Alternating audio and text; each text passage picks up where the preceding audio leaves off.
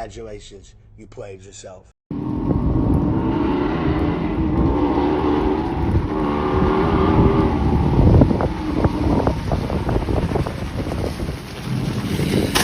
Well, hey, what's up guys? Nightwing, Way of Life Esports, coming at you guys with another League of Legends video, here to talk about Doublelift explaining how Liquid's communication issues have plagued their season so far. So we know that Team Liquid was supposed to come into this season pretty much with Cloud9 and TSM and be the top dogs of the split. Cloud9 have already cemented themselves as one of the best teams of the spring split. TSM are pretty much by consensus by most of the community the second best team, despite them looking kind of shaky. FlyQuest is also somewhere in the mix, despite people being really low on FlyQuest. And then you had CLG, which were supposed to be really good, and then, well, they're just completely fucking shit. And then you have Team Liquid, who obviously had their problems coming into the split because Broxa obviously couldn't play because of visa issues, Surenfire coming in, Doublelift saying he wasn't really motivated, and then they had Tactical come in,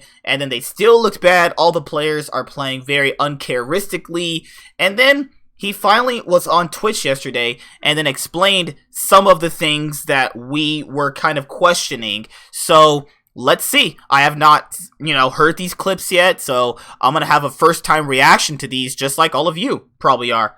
Alright, so it's been a tumultuous season for Liquid so far this year. The once dominant League of Legends roster has faltered time after time throughout the 2020 LCS Spring Split, to the surprise of many, but now superstar ADC Doublelift has detailed how team communication problems have been the central source of their struggles this season.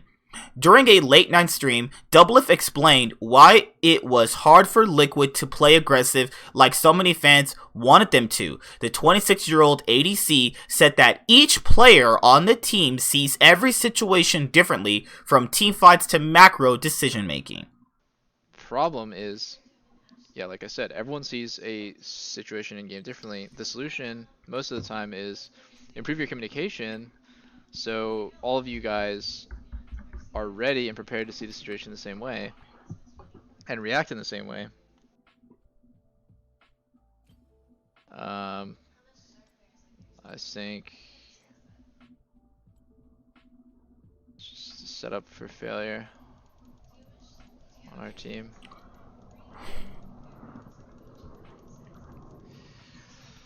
I definitely want to be like the main shot caller again, but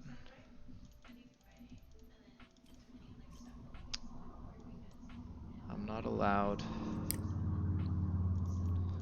We are moving forward with a different strategy. I definitely want to be the main shot caller, but I'm not allowed. Now, I mean, to be fair, in a lot of sports teams, you need to establish a hierarchy. You got to establish a captain, and then you have the other guys, and then you have the other guys, and then with League, shot calling is a lot more different nowadays than it was back in the day. A traditional shot caller back in the day was like High. It's like the most well-known example. Doingby would be a really good one you guys know nowadays. The way Marin used to shot call an SKT back in 2015, the way that Prey and Gorilla used to kind of, micromanage their teams really well with how they used to play around the game. Looking at all of Liquid's problems, I think having a main shot caller would kind of fix a little bit of their issues, because it just like with G2. Just imagine like G2 without Perks leading the team. Well, they'd probably be kind of all over the place, even more differently than we kind of know them right now. So you guys know G2 as this team where Perks leads the guys and they have superstars traditionally throughout most of their splits, right? Well, just imagine a split where even though G2 are supposed to be really good, just imagine that, and then also imagine that Perks isn't their leader, and the team just plays differently. And looking at how Doublelift hasn't been, what he said, the main shot caller of this split so far, I mean, it kind of shows into that. You know what I mean? like when he was the main shot caller 2018, 2019, let's be honest here, they did win those titles, and he says everybody on their team sees a situation differently. That's why the common saying is, just because you have superstars doesn't mean it's going to work. Now, people are going to say, well, they should have never got Broxa. They should have never upgraded. That is a stupid mentality. Those people who say stupid shit like that will never win anything in their life. That's the reason why Cloud9, I love you guys, haven't won anything in a while. Yeah, good lord. Just because something is working doesn't mean you don't always try to improve it. Like, that's like with your life. Are you consistently happy with things going on in your life? People who thrive better at life consistently try to upgrade and consistently try to get better. A lot of really successful people never really were content with anything. They always try to do something different to advance themselves, and I respect Liquid for getting Broxa, because Broxa is, in my own personal opinion, still a better player than Xmithy. And even looking at this split just in general, Xmithy hasn't really impressed. I mean, let's be honest here, he's kind of the exact same player. I mean, but in hindsight right now, was Xmithy that glue piece that TL really are still missing?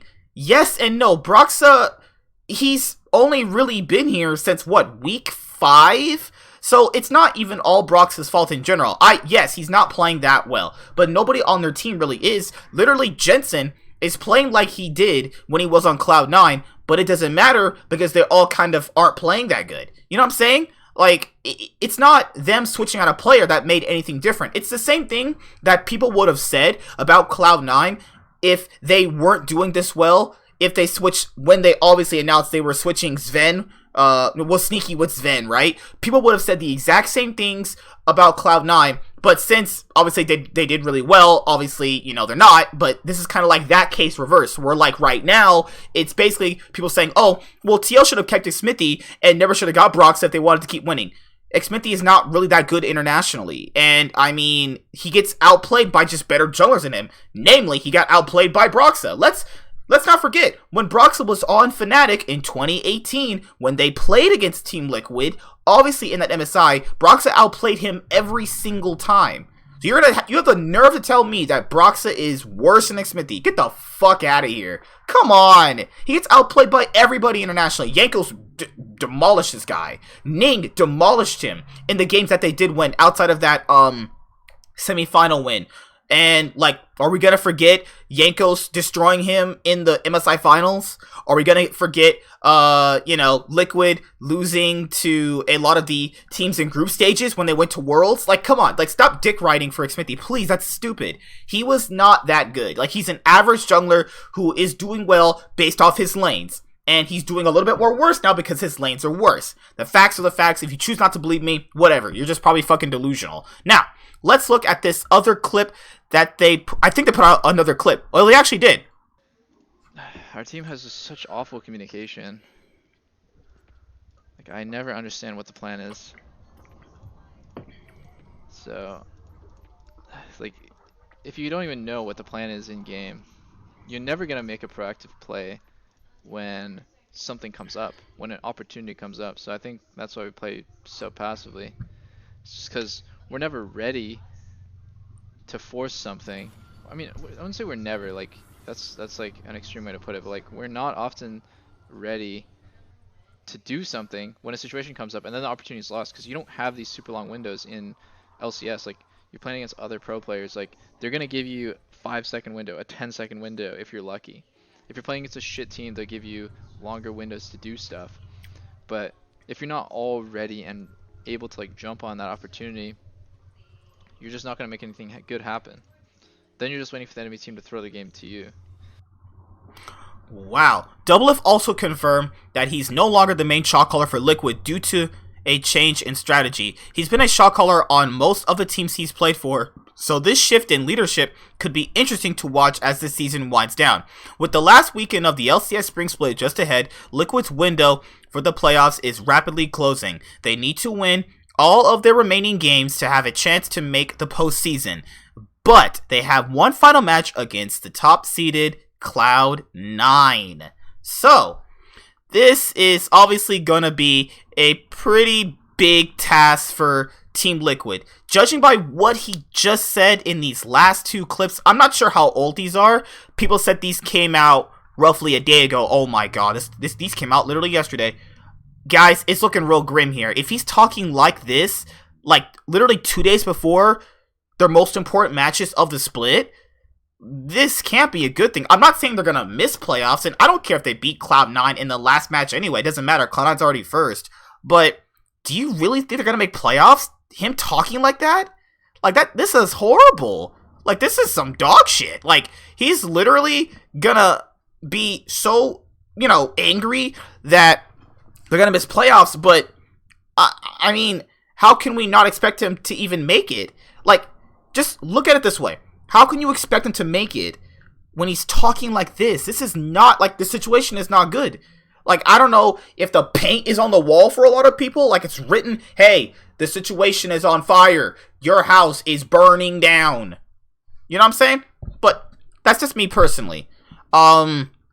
Yeah, I'll see you guys later. Like, comment, subscribe. Most of all, enjoy. Let me know what you guys think about Doublelift's situation at the moment. Do you guys think they're going to make playoffs after facing off against C9 and FlyQuest? I mean, judging by what he said, he's not the main shot caller he would like to be. And, they have such different ideas of how to even play the game. So, yeah, let's hope for the best. I mean, I don't hope they implode. I don't wish bad things on people. You know what I mean? But right now, it's not looking good. So, see you guys later. Like, comment, subscribe. Most of all, enjoy. I'm the Nightwing, and Way of Life Esports is signing out.